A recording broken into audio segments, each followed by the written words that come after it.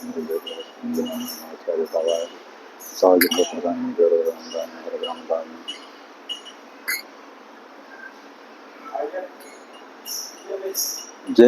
प्रभुपादा जय प्रभुपादा प्रभुपादा जय प्रभुपादा जय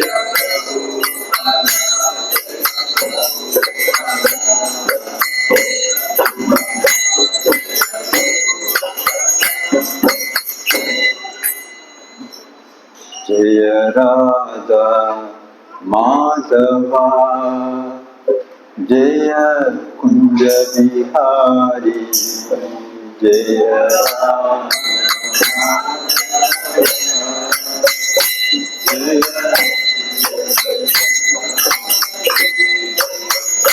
जय राधा जय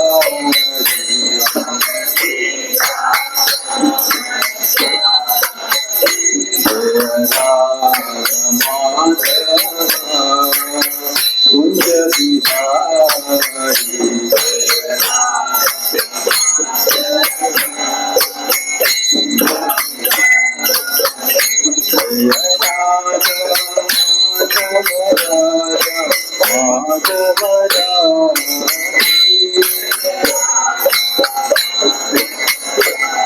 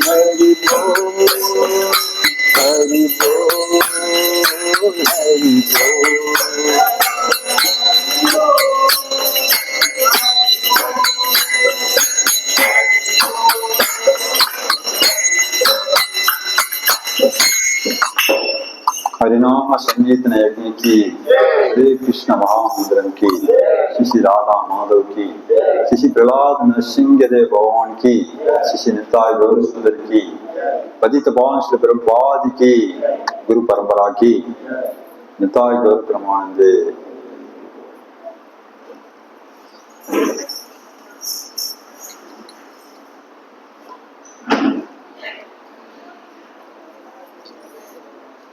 हरे कृष्ण।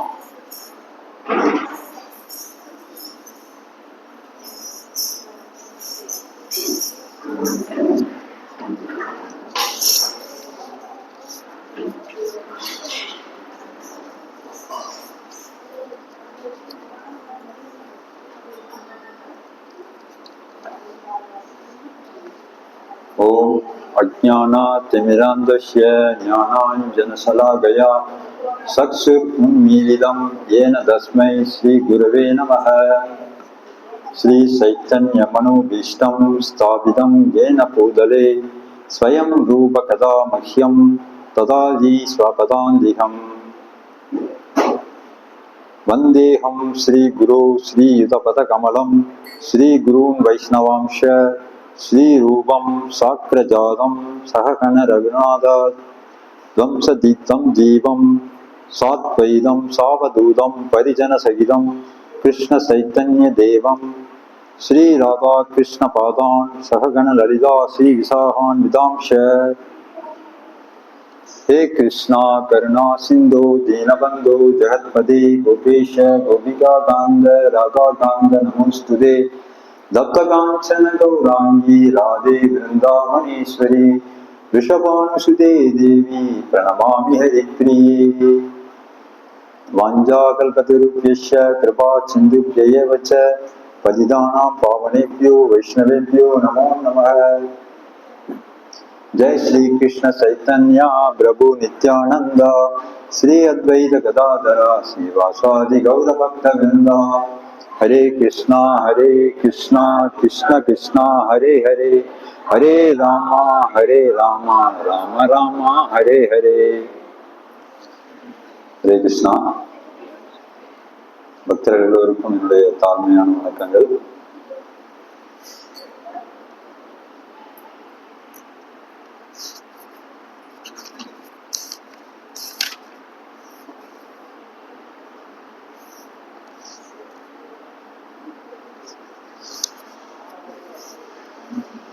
பகவத்கீதை, ஸ்ரீமத் பகவத்கீதை அத்தியாயம் 12,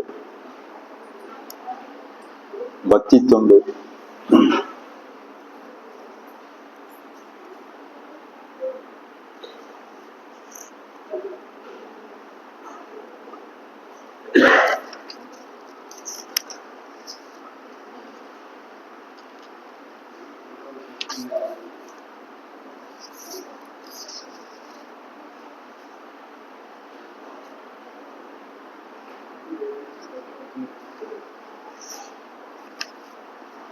ஸ்லோகம் 3 மற்றும் 4.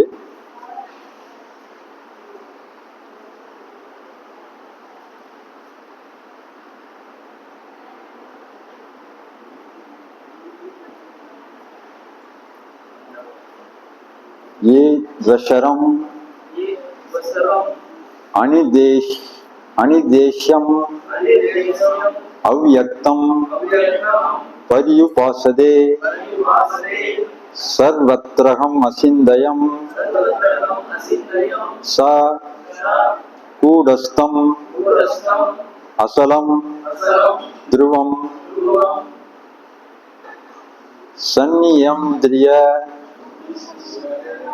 संयम्येन्द्रिय ग्रामम सर्वत्र समबुद्धय दे प्राणुवन्ति माम एव सर्वभूतहिते ரதாக.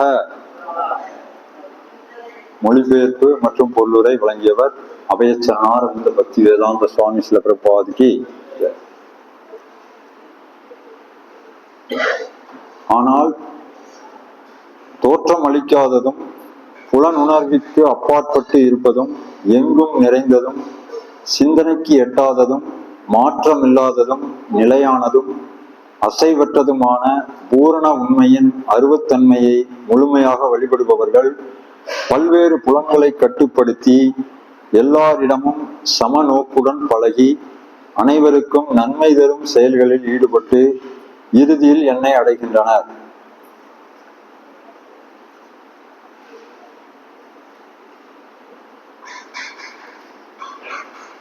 பொருளுரை.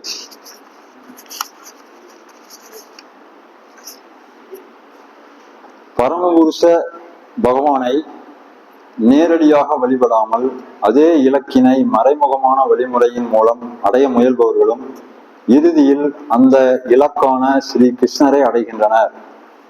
பற்பல பிறவிகளுக்கு பிறகு அறிவுள்ள மனிதன் வாசுதேவனே எல்லாம் என்று அறிந்து என்னிடம் அடைக்கலம் புகுகின்றான்.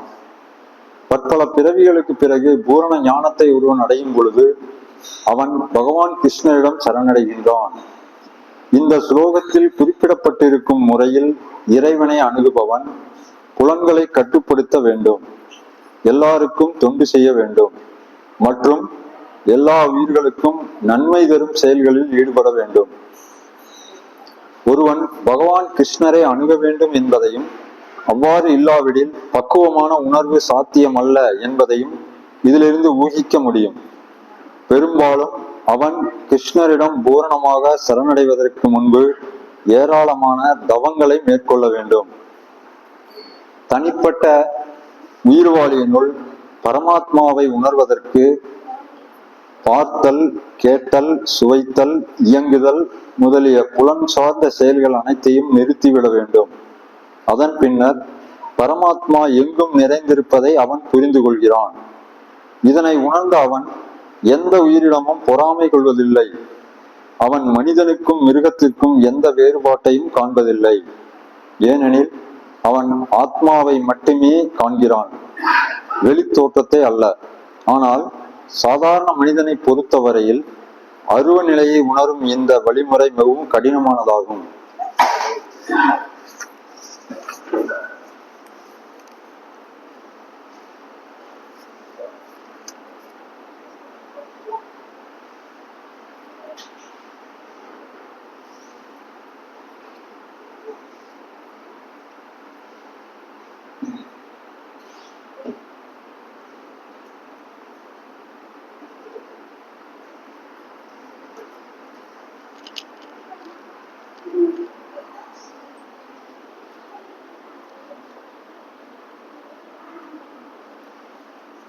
ஹரே கிருஷ்ணா.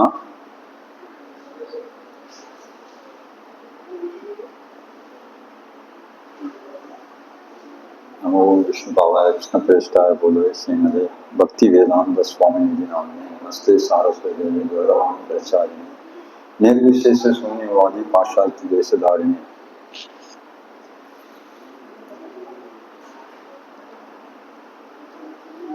இன்னைக்கு வந்து பக்தி தொண்டு அப்படிங்கிற தலைப்புல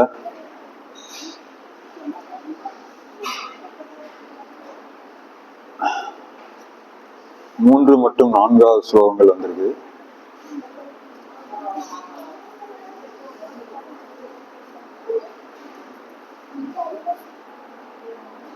அப்போ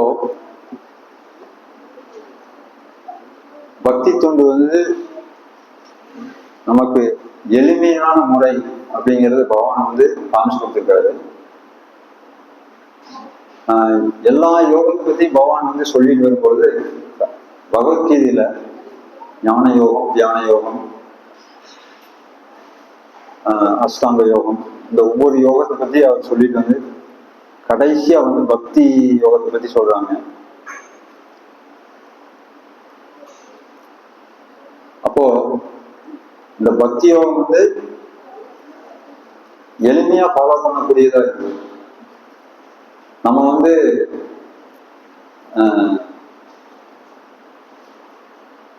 ரொம்ப ஒரு படித்த புத்திமானா இருக்கணும், அல்லது ஒரு செல்வந்தனா இருக்கணும், அல்லது நிறைய வந்து தகுதிகள், அப்போ ஒரு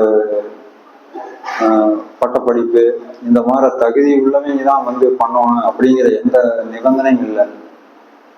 எளிமையான முறையிலேயே நம்ம பக்தி தொண்டு பண்ண முடியும். அதுதான் பகவான் எடுத்து சொல்றாரு. ஒருத்தர் என்னை வழிபடுறதுக்கு ஒரு இலையோ, ஒரு கனியோ, ஒரு பூவோ, அல்லது நீர், இதுல ஏதாவது ஒன்று எனக்கு படைச்சு நீ உள்ளன்போட வழிபட்டீங்கன்னா போதும், நான் அதை ஏத்துக்கிறேன் அப்படிங்கிறாரு. அப்போ அவ்வளவு தூரம் வந்து இந்த பக்தி தொண்டு ரொம்ப எளிமையானதா இருக்கு, எல்லோருமே ஃபாலோ பண்ணக்கூடியதா இருக்கு. அப்போ அப்படி இருந்துமே வந்து நம்ம இந்த பக்தி தொண்டுக்கு வந்திருக்கிறோம் அப்படின்னா இந்த ஸ்லோக பிரகாரம் பார்க்கும் பொழுது பிரபாதான் இங்க சுட்டி காட்டுறாங்க. கிருஷ்ணரை ஒருத்தர் வந்து பகவான் கிருஷ்ணரை அணுகணும்னா அவர் வந்து எல்லா உயிர்களுக்கும் நன்மை தரும் செயல்களில் ஈடுபட வேண்டும். அப்போ அதுக்கு வந்து பக்குவம் வேணும். எல்லா உயிர்களுக்கும் நாம் நன்மை செய்யோம்னா அதுக்கு வந்து ஒரு பக்குவம் வேணும். அந்த பக்குவம் வந்து இப்போ ஒருத்தர் கிருஷ்ணனோட ஈடுபட்டு இருக்காங்கனால அவங்க முற்பிறவிகள்ல நிறைய வந்து தர்ம காரியங்கள், நற்செயல்கள் எல்லாம் செஞ்சிருக்கணும் அப்படின்னு சொல்லப்படுது. அதை இங்க பிரபாத சுட்டி காட்டுறாங்க. அப்போ ஆனா அதிர்ஷ்டவசமா ஒருத்தருக்கு ஒரு பக்தர் மூலமா இந்த கிருஷ்ண உணர்வு கிடைக்க பெறும் பொழுது அவரோட இதயத்துல வந்து பக்தி விதைக்கப்படுது. அப்ப அவர் வந்து ஒரு புத்திசாலித்தனமா செயல்பட்டார் அப்படின்னா குறைஞ்சபட்சம் ஹரே கிருஷ்ண மகாமந்திரம் சொல்லிட்டு வாரம் ஒருக்கா கோயிலுக்கு வந்துட்டு இந்த பிரபாத புத்தகங்கள் படிச்சுட்டு இருந்தாலே அவர் முன்னேறிட்டு இருப்பார். அப்போ அந்த அந்த பக்தி விதை வந்து வளர்ந்து கொடியா வர்றதுக்கு வாய்ப்பு கிடைக்குது. அதை நம்ம தொடர்ந்து அதை நம்ம செஞ்சுட்டு இருக்கோம். எப்படி நம்ம வந்து விவசாயம் பண்ணோம்னா விதையை போட்டு அதுக்கு வந்து தண்ணி ஊத்துறோம், அதுக்கப்புறம் அதுக்கு பராமரிப்பு பண்றோம், தொடர்ந்து நம்ம அதுக்கு உண்டான செயலை செஞ்சுட்டே இருக்கோம். அப்பதான் அந்த குறிப்பிட்ட காலகட்டத்துல அதுக்கு உண்டான பலன், அந்த அறுவடை பண்ணி அதுக்கு உண்டான பலன் அனுபவிக்க முடியும். அதே மாதிரி இந்த பக்தி தொண்டுங்கிற விதை நம்மளோட இதயத்துல வந்து விதைக்கப்பட்டுருச்சு. அதிர்ஷ்டவசமா நமக்கு சீக்கிரமே கிடைச்சிச்சுன்னு தான் சொல்லுவோம். ஆனா அப்போ இதை நம்ம தொடர்ந்து செஞ்சுட்டு இருக்கும் பொழுது அந்த பலன் அப்படிங்கிறது கிருஷ்ண உணர்வுல நம்ம செயல் புரியறது. அந்த கிருஷ்ண உணர்வு செயல் புரியறதுக்கு தான், அந்த பக்குவத்துக்காக தான் இந்த பக்தி தொண்டு. இந்த நம்ம ஹரே கிருஷ்ணா இயக்கத்துல வந்து நம்மளுக்கு ஒரு பேக்கேஜா சுவாமி பிரபுபாதோட கருணையினால நம்மளுக்கு வந்து கிடைச்சிருக்கு. எல்லாருமே அதை ஃபாலோ பண்ண முடியும். அப்போ ஒரு நிறைய படிச்சுட்டு நிறைய வந்து இந்த புலன்களை கட்டுப்படுத்தி எத்தனையோ யோக முறைகள்லாம் எத்தனையோ என்னமோ பண்றாங்க. நிறைய இப்போ யோகி எல்லாம் வந்து நிறைய அதாவது கடுமையான தவங்கள் இதெல்லாம் மேற்கொண்டு இதெல்லாம் பண்றாங்க. ஆனா நம்ம இஸ்கான்ல வந்து முக்கோண வழியில இஸ்கான் ஆசீர்வதிக்கப்பட்டிருக்கு அப்படின்னு ஆச்சாரியர்கள் சொல்லிக்கிறாங்க. குரு, சாது, சாஸ்திரம். குரு வந்து நம்ம வந்து பகவான் சரணடைஞ்சு நம்ம பக்தி தொண்டில் ஈடுபடும் போது குரு நம்ம தேடி வந்துடுறாரு குரு. அப்புறம் சாது சங்கம் அப்படிங்கிறது வந்து பக்தர் சங்கம். அப்ப அது வந்து நம்ம உயர்ந்த பக்தர்கள், சிக்ஷா குரு எல்லாத்தையுமே புரிகிறது. அப்ப அந்த சங்கம் கிடைக்குது நம்மளுக்கு. குரு, சாது, சாஸ்திரம். அதுக்கப்புறம் சாஸ்திரம் வந்து பகவத்கீதை, பாகவதம் உட்பட ஸ்ரீல பிரபுபாதருடைய விளக்க உரையில நமக்கு எளிமையா புரிஞ்சுக்கிற மாதிரி பிரபுபாதர் கொடுத்துருக்காங்க. நம்மளாவே வந்து சாஸ்திரம் படிச்சோம்னா அது சரியான அர்த்தத்தை நம்மளால கிரகிக்க முடியாது. அதனாலதான் பகவான் வந்து நான் ஆச்சாரியனாவும் வர்றேன் அப்படிங்கிறாரு. அதாவது உள்ளுக்குள்ள வந்து பகவான் நம்மளுக்கு வந்து சைத்திய குருவா இருக்காரு. ஒவ்வொருத்தரோட இறுதியத்திலையுமே சைத்திய குருவா இருந்து நம்மளுக்கு வழிகாட்டிட்டு இருக்காரு.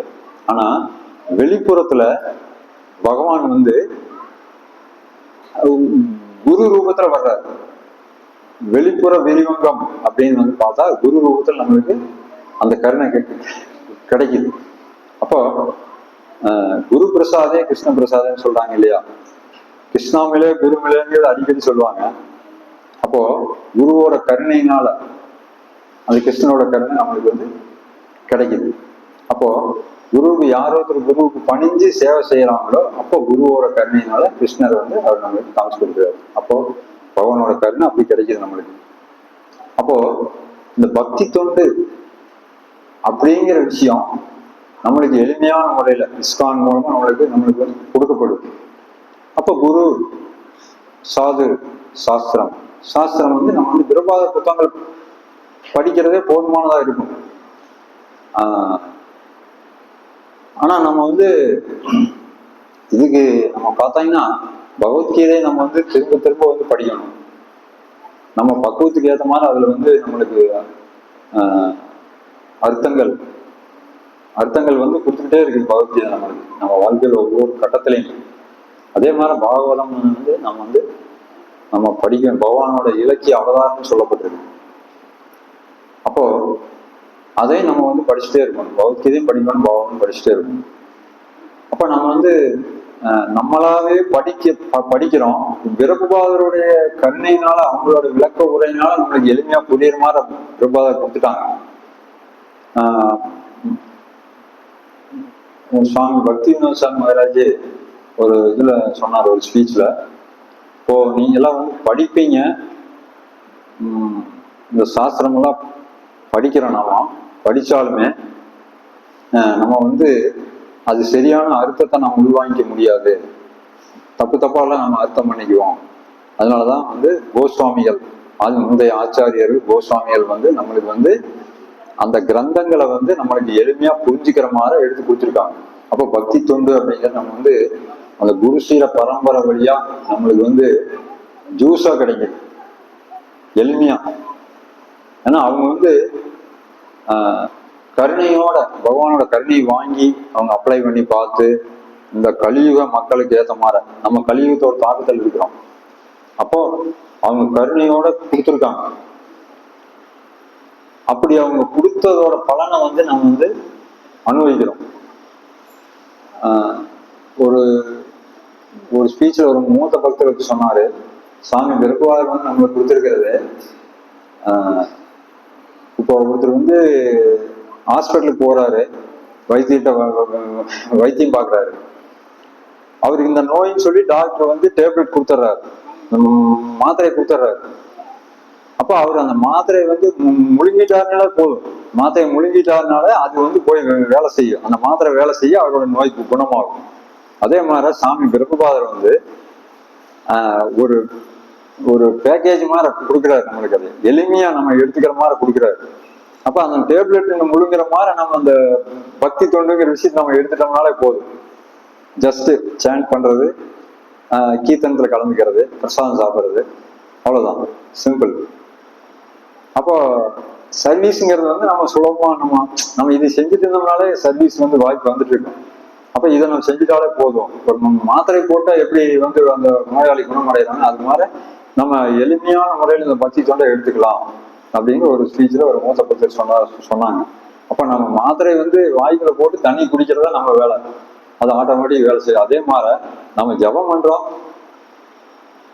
புக்கு படிக்கிறோம், பிரசாதம் சாப்பிட்றோம், சர்வீஸ் நம்மளால முடிஞ்சது பண்றோம். இதை செஞ்சுட்டு இருந்தாலே போதும். நம்மளுக்கு வந்து பக்தியில முன்னேற்றங்கிறது கேரண்டி. அந்த கேரண்டி சாமி எனக்கு பிரபுவாதத்துக்கு கொடுத்துருக்காங்க. அப்போ நம்ம நிறைய நேரங்கள்ல நான் வந்து நான் முன்னேறிட்டேன்னா அல்லது நான் வந்து எப்படி பண்ணிட்டு இருக்கிறேன் அப்படின்னு எண்ணமெல்லாம் வரும். அதாவது வந்து நம்மளுக்கு தாழ்வு மனப்பான்மையெல்லாம் வரும். ஆனா நம்ம அப்படி இருக்க வேண்டியதில்லை, பணிவா இருக்கணும், அதோடு சரி. அப்போ நம்ம அப்படி வந்து பாதுகாப்பா இருக்கணும், அப்படி பாதுகாப்பா தான் இருப்போம் அப்படிங்கிற பிரபுபாதாவோட ஒரு ஸ்டேட்மெண்ட் அவர் கொடுத்த ஒரு ஸ்பீச்சில் சொல்றாரு சாமி பிரபாதர். நீங்க வந்து 4 கட்டுப்பாட்டு விதிகள் வந்து கடைப்பிடிங்க, ஜபத்தை பண்ணிட்டு வாங்க, எப்பவுமே பக்தர் சங்கத்தில் இருங்க, வருத்தம் அடையாதீங்க, கிருஷ்ணர் கண்டிப்பா உங்களுக்கு உதவுவார் அப்படின்னு சொல்லிட்டு. அப்ப நம்ம வந்து இந்த வழிமுறையில ஃபாலோ பண்ணாலே போதும். 4 கட்டுப்பாட்டு விதிமுறை கடைப்பிடிக்கிறோம். பக்தர் சங்கத்தில் இருக்கிறோம், எப்பவுமே பக்த சங்கத்திற்கு முயற்சி பண்ணணும். இப்போ நம்ம ஞாயிற்றுக்கிழமை சண்டே ஒரு நாள் வர்றோம், பக்தர் சங்கம் இருக்கிறதுக்கு ஒரு வாய்ப்பு கிடைக்குது. மற்ற நாட்கள்ல வாய்ப்பு கிடைக்கிறவங்க முடிஞ்ச வரைக்கும் அதை ஏற்படுத்திக்கலாம். நம்ம கோயில் பக்கத்துல இருக்கிறவங்களுக்கு வாய்ப்பு அதிகமா கிடைக்கும். தூரத்துல இருக்கிறவங்க பக்கத்தில் நடக்கிற கிளாஸுக்கு போகலாம், அல்லது வந்து ஏதோ ஒரு விதத்துல வீட்லயும் நம்ம வந்து பூஜை இதெல்லாம் பண்ணிட்டு பிரபாத புத்தகங்கள் படிக்கிறோம். பிரபாத புத்தகங்கள் படிக்கும்போது அவரு கூட சங்கம் எடுத்துக்கிறோம். அப்போ இப்படியே வந்து பார்க்கல நம்ம வாரத்துல ஒரு நாள் வந்து நம்ம கோயிலுக்கு வந்து நான் சர்வீஸ் பண்ணிட்டே இருந்தோம்னா அது அப்படியே இன்க்ரீஸ் ஆகும். நம்ம வந்து பக்தி தொண்டுல நம்மளை ஈடுபடுத்தி படுத்திக்க அந்த ஜபம் பண்ணா அந்த வாய்ப்பு பகவானே கொடுத்துட்டே இருப்பாரு. அப்ப அதை நம்ம பயன்படுத்திக்கிட்டே போயிட்டே இருக்கலாம். அப்போ இஸ்கான்ல தான் நம்மளுக்கு வந்து ஒரு குழந்தை வந்து ஃபர்ஸ்ட் வந்து நிக்கிறதுக்கு சிரமப்படுது, அப்புறம் அது எந்திரிச்சு நிக்குது, அப்புறம் நடக்கிறதுக்கு சிரமப்படுது, நடக்கிறப்போ விழுந்து எந்திரிக்குது, அம்மா வந்து கொஞ்சம் ஹெல்ப் பண்றாங்க, நட வண்டியெல்லாம் கூட கொடுக்குறாங்க, அது மாதிரிலாம் நடக்க வச்சு பழக்கிறாங்க. அது மாதிரி இஸ்கான் வந்து நம்மளுக்கு வந்து ஒரு குழந்தைய கையை பிடிச்சி கூட்டிட்டு போற மாதிரி கூட்டிட்டு போகுது. இதை நாம் வந்து அணு ரீதியாக வந்து பார்க்கலாம், எல்லாரும் வந்து உணரலாம். அந்த அளவுக்கு நம்மளுக்கு வந்து சிக்ஷா குருமார்கள் ஒருத்தருக்கு எத்தனை சிக்ஷா குரு வேணா இருக்கலாம்னு சொல்லப்பட்டிருக்கு. யாரெல்லாம் நம்மளுக்கு கிருஷ்ண கிருஷ்ண உணர்வு சொல்லி கொடுக்குறாங்களோ அவங்களாம் நம்மளுக்கு சிக்ஷா குரு தான். அப்ப தீட்சை கொடுக்குற குரு ஒரு குரு இருக்காங்க, ஆனா சிக்ஷா குரு எத்தனை பேர் வேணா இருக்கலாம் அப்படின்னு சொல்லியிருக்காங்க. அப்போ அந்த பாக்கியம் வந்து நமக்கு இஸ்கான்ல வந்து இருக்குது, இஸ்கான்ல வந்து கிடைக்குது.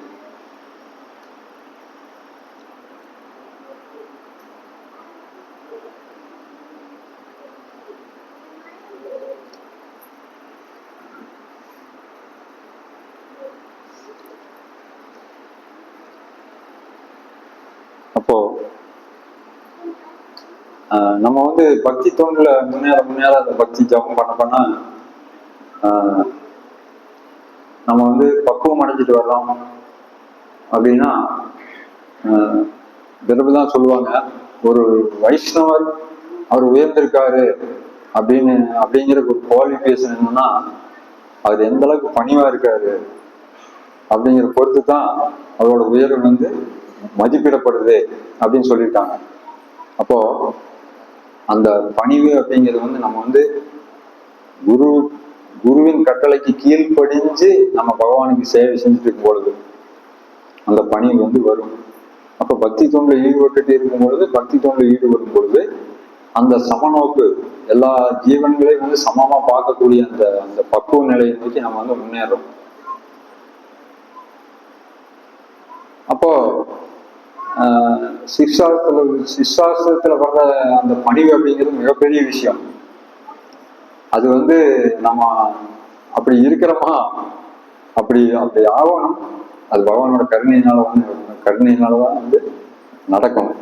அப்ப நம்ம அது வரைக்கும் நம்ம வந்து பொறுமையோடையுமே சக பக்தர்களோடையுமே நம்ம அந்த ஒரு ஒத்துழைப்போடையுமே குருவை திருப்திப்படுத்துற அளவுக்கு நம்ம வந்து சேவை செய்யறதுக்கு முயற்சி பண்ணிட்டே இருக்கோம். அதுதான் நம்ம செய்ய வேண்டியது. அப்போ இந்த பக்தி தொண்டு புரிஞ்சிட்டு இருக்கிறதுனாலதான் மற்ற ஜீவராசிகளிடமும் சமநோக்கோட பார்க்க முடியுது. அந்த எந்த உயிர்கள் இடத்துலயும் பொறாமை கொள்றது இல்லை அப்படின்னு பிரபாதன் குறிப்பிட்டிருக்காங்க. அப்ப பக்தி தொண்டில் நம்ம முன்னேறோம்னா எந்த உயிரிலையும் நம்ம பொறாமை வந்து வராது. அப்போ ஒரு மனிதனுக்கும் மிருகத்துக்கும் இடையும் கூட அவன் வேறுபாடு பார்க்கறதுலயே இந்த பொருள்கள் பிரபாத சுட்டி காட்டாரு. அப்போ பண்டிதா சமதர்சன அப்படிங்கிற ஸ்லோகத்துல பகவான் சொல்லியிருக்காரு, ஒரு பண்டிதன் அப்படிங்கிறவர்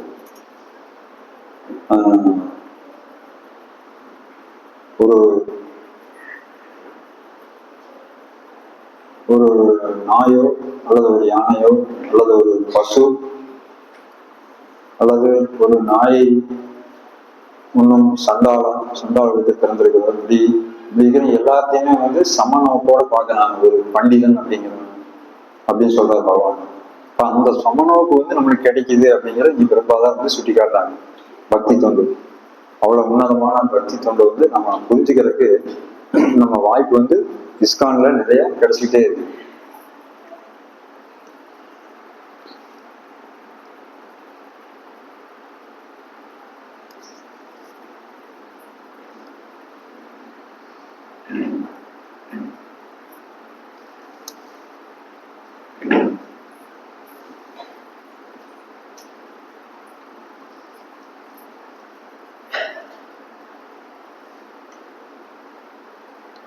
அப்போ இந்த ஸ்லோகத்துல ஒரு முக்கியமான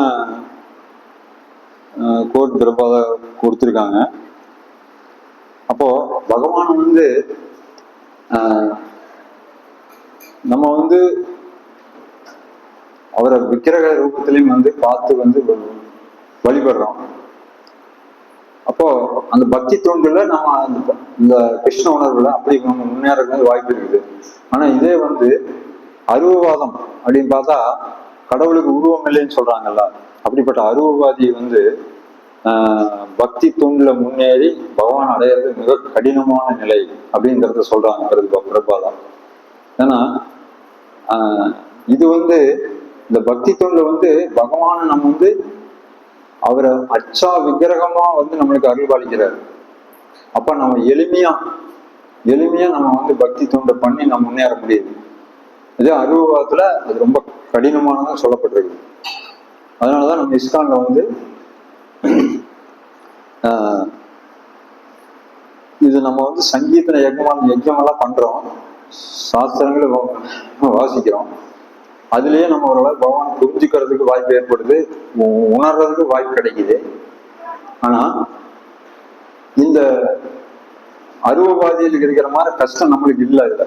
ஏன்னா நம்ம அச்சா விக்கிரகமா வந்திருக்கிற பகவானை வந்து வழிபடுற மூலமா எளிமையான முறையிலேயே இயற்கையான முறையிலேயே நம்ம வந்து இந்த பக்தி தொண்டுல முன்னேற முடியுது.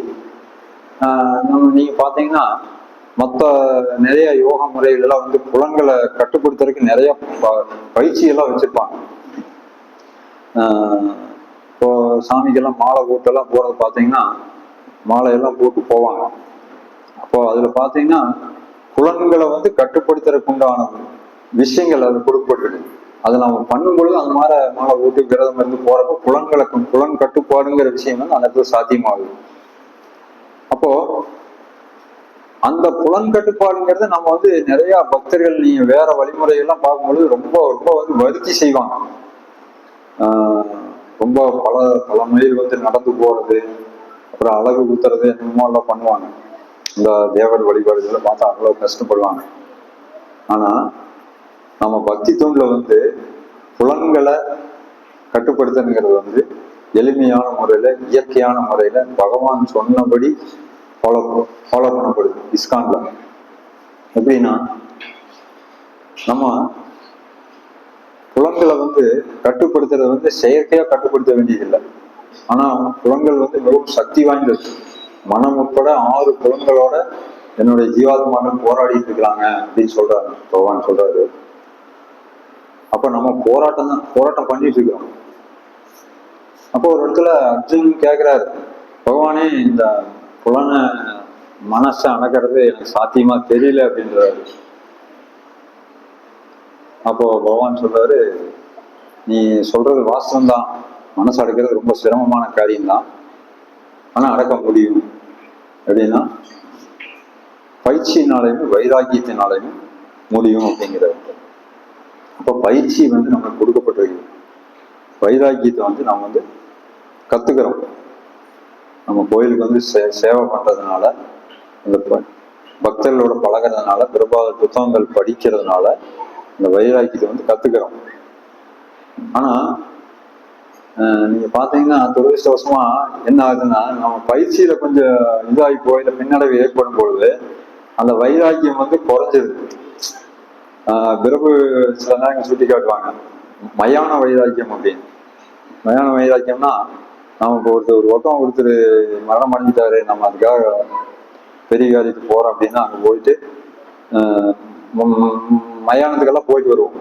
அப்போ அந்த அன்னைக்கு பாத்தீங்கன்னா நம்ம ரொம்ப இதா இருக்கும், என்னடா அது நேற்று நல்லா இருந்த மனுஷன் நீ போயிட்டானே, நிலை இல்லாத வாழ்க்கை அப்படின்னு சொல்லி அந்த நம்மளுக்கு அந்த பற்றற்ற நிலை வரும். அதாவது வந்து வைராக்கியம் அந்த இடத்துல வந்து துறவு நிலையாக இருக்கும். அது யாரு பேர் ஒரு அரை நாள் ஒரு நாள் இருக்கும்.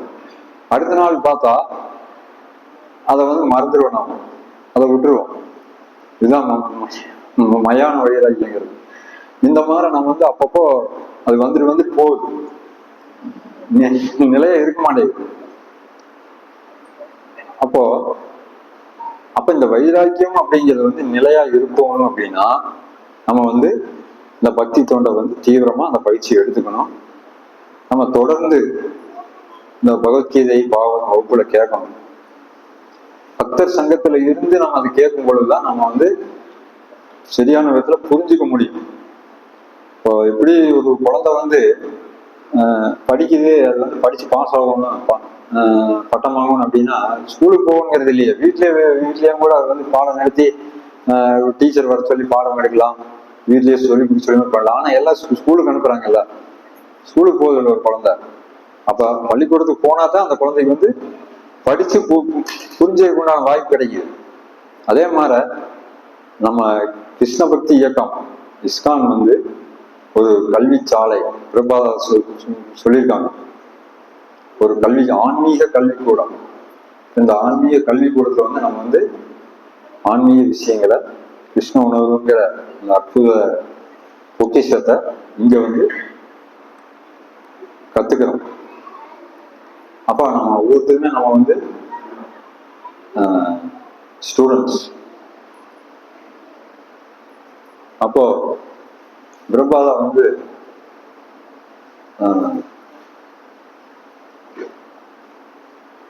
அதிகாரிகள் இஸ்கான்ல வந்து நம்மளுக்கு இன்ஸ்ட்ரக்ஷன் எல்லாம் கொடுக்குறாங்க. சிக்ஷா குரு, டெம்பிள் கமாண்டர் சொல்றாங்க பிரபாதா, டெம்பிள் கமாண்டர்னு சொல்றாரு. அப்போ யாரோ ஒருத்தர் பிரபாதர் கேட்டாங்களாம், என்ன பிரபாதரே மேல கமாண்டர்னு சொல்றீங்க, அது வந்து மிலிட்ரியில இது மாதிரி ரொம்ப ரூல்ஸ் ரெகுலேஷன் ஃபாலோ பண்ணிட்டு தான் அது வார்த்தை சொல்லணும் அப்படின்னு சொன்னா, இப்போ பிரபாதர் சொல்லியிருக்காங்க, இது வந்து பக்தி தொண்டுக்கு அது தேவைப்படுது, கமாண்டர் தான் சொல்லணும் அப்படின்னாராங்க. அப்போ நீங்க மிலிட்ரியில பாத்தீங்கன்னா டெஸ்ட் எல்லாம் வைப்பாங்க. இப்போ வந்து ஒரு கமாண்ட் கொடுத்துட்டாருன்னா அவர் வந்து மார்ச் பண்ணி போயிட்டு இருக்காருன்னா எதுக்காக வந்து கிணறு வந்தா கூட வந்து பார்க்க மாட்டாராம், அவர் போயிட்டே இருப்பாராம். அவர் கமாண்ட் நிறுத்துற வரைக்கும் அவர் போயிட்டே இருப்பார். அதான் வந்து கமாண்ட். அப்ப கமாண்டருக்கு கீழே நம்ம வந்து அந்த உத்தரவுக்கு வந்து கீழ்ப்படியும். அப்போ யார் ஒருத்தர் நம்ம வந்து அந்த பக்தி தொண்டுக்கு வர்றாங்களோ அவங்க வந்து தன்னோட மேல் அதிகாரி, அத்தாரிட்டின்னு சொல்லலாம். அப்போ ஆன்மீக குருவின் கட்டளைகளுக்கு கீழ்ப்படிந்து நம்ம நடக்கும் பொழுது நம்ம பக்தி தொண்டுல கண்டிப்பா நம்ம உறுதியோட முன்னேற்றம் வந்து போயிட்டே இருக்கும். அப்ப அந்த உறுதி, அந்த வைராக்கியம் அப்படிங்கிறது வந்து வரணும் அப்படின்னா பக்தி தொண்டை நம்ம எடுத்துக்கணும். விரும்பாத சொல்லிக்கிறத நம்ம எடுத்துக்கலாம். எளிமையான விஷயம் தான். கொஞ்சம் அதாவது வந்து சுவாரஸ்யமா எனக்கு சொல்ல தெரியல, அனுபவம் கொஞ்சம் கம்மியா இருக்கிறதுனால. அதனால போக நான் கொஞ்சம் அது மாதிரி பழகிக்கலாம்னு நினைக்கிறேன். ஹரே கிருஷ்ணா.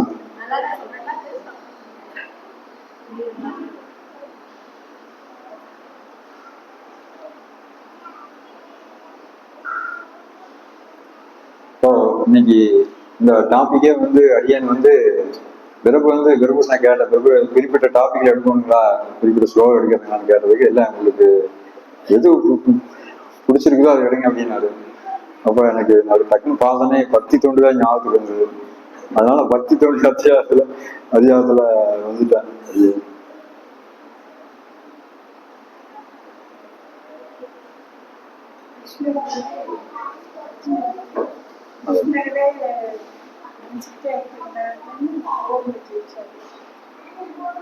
ஆமாங்க, ஊர்ல ஜெயிச்சு சொல்றீங்களா? அர்ஜுன். ஆமாங்க ஆமாங்க ஆமாங்க, கண்டிப்பா கண்டிப்பா. அவரு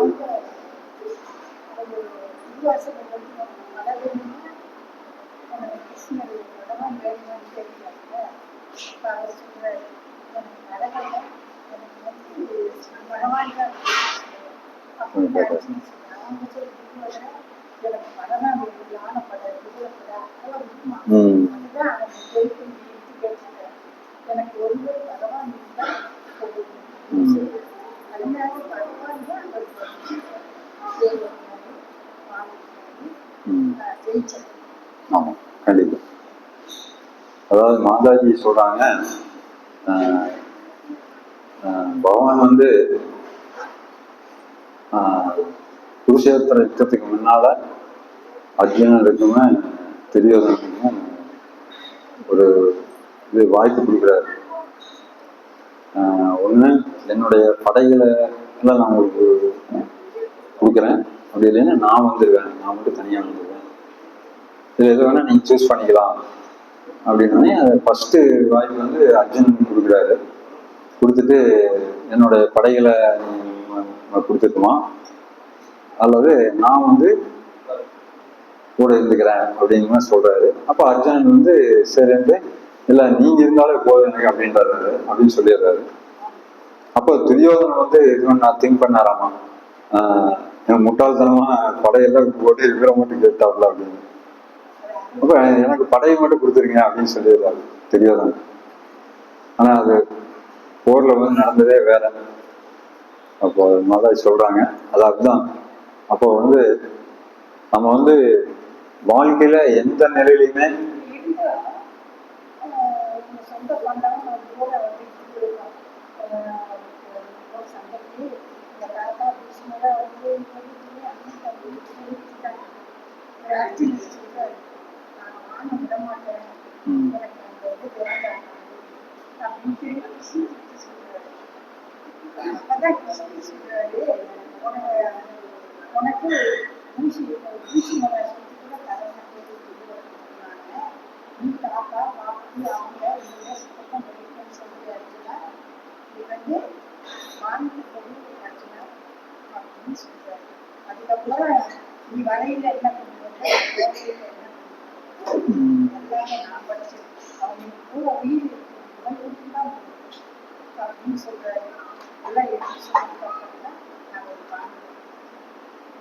ஹரே கிருஷ்ணா. இப்போ பகவான் வந்து ஆமா அது இல்லை அது இல்லை இதுல வந்து நாம் தெரிஞ்சுக்க வேண்டியதுன்னா தத்துவ ரீதியான விஷயங்கள் பகவான் கொடுத்துருக்காரு. பகவத்கீதையில் பார்த்தீங்கன்னா அது அதிகமா ஆரம்பத்திலேயே கொடுத்துட்டார் பகவான். தத்துவ நீ இந்த உடல் அல்ல அப்படின்னு. அப்போ அர்ஜுனன் வந்து போர்க்களத்துல வந்து ஆரம்பத்துல வந்து உடல் உணர்வுல தான் அதிகமா வந்து இது பண்றாரு, திங்க் பண்றாரு. அதனாலதான் வந்து என்னோட சொந்த பந்தங்கள் எல்லாம் இருக்கிறாங்க, நான் எப்படி இது பண்றது அப்படின்னு சொல்லி அப்செட் ஆகி பண்றாரு. அப்ப என்னன்னா அவரு அர்ஜுனன் வந்து பக்தர், அவர் ஒரு பக்குவமுள்ள பக்தர் தான், பகவான் கூட இருக்கிற எப்பேற்பட்டவர் வந்திருப்பார். ஆனா அந்த சூழ்நிலையில வந்து வைக்கப்படுறார் பகவான் வந்து அவரை அந்த சூழ்நிலையில் வைக்கிறார். அதனாலதான் அவர் அந்த இடத்துல வந்து அப்செட் ஆகி நான் வந்து எனக்கு என்ன செய்யணும்னு என்னால இது பண்ண முடியல அப்படின்னு சொல்லி காண்டீபத்துக்கு கீழே போட்டு சரணடைஞ்சிடறாரு. அப்போ அந்த இடத்துல அவர் அந்த சூழ்நிலையில் வைக்கப்பட்டதுனால நம்மளுக்கு பகவத்கீதை வந்து அருளப்பட்டிருக்கு. அப்ப எல்லாமே வந்து சர்வ காரணம்னு சொல்லப்பட்டிருக்கு இல்லையா? அப்ப எல்லாத்துக்கும் பகவான் தான் காரணம். அப்ப எல்லா காரணம் பகவானத்தான் இருக்காது. அப்போ நம்ம அதுல இருக்கிற விஷயங்களை எடுத்துக்கிட்டு நம்ம இது பண்ணணும். அதுக்கு நம்ம ஆச்சாரியர்களை வேண்டிக்கிட்டு நம்ம பகவத்கீதை இது பண்ணிக்கலாம். பகவத்கீதையை தொடர்ந்து வந்து படிக்கணும் டெய்லியுமே. மேலும் மேலும் இது எல்லாரும் இந்த வாய்ப்பை பயன்படுத்திக்கணும் அப்படின்னு நான் தாழ்மையோட கேட்டுக்கிறேன். நிறையா அதுக்கு முன்னால ஏதாவது சந்தேகங்கள் கேள்வி ஏதாவது இருந்ததுனால கேட்கலாம். ஹரே கிருஷ்ணா. முடிச்சுக்கலாங்க, நேரம் முடிஞ்சிருச்சு. சரி, இந்த வாய்ப்பு கொடுத்த நண்பர் தாரகிருஷ்ணன் அவர்களுக்கும் மற்றும் அனைத்து பகவானோட கருணைக்கும் எவ்வாறோட அருளுக்கும் நன்றி கூறி இந்த கிளாஸ் நான் முடிச்சிடுவோம். எல்லா பக்தர்களுக்கும் என்னுடைய நன்றி.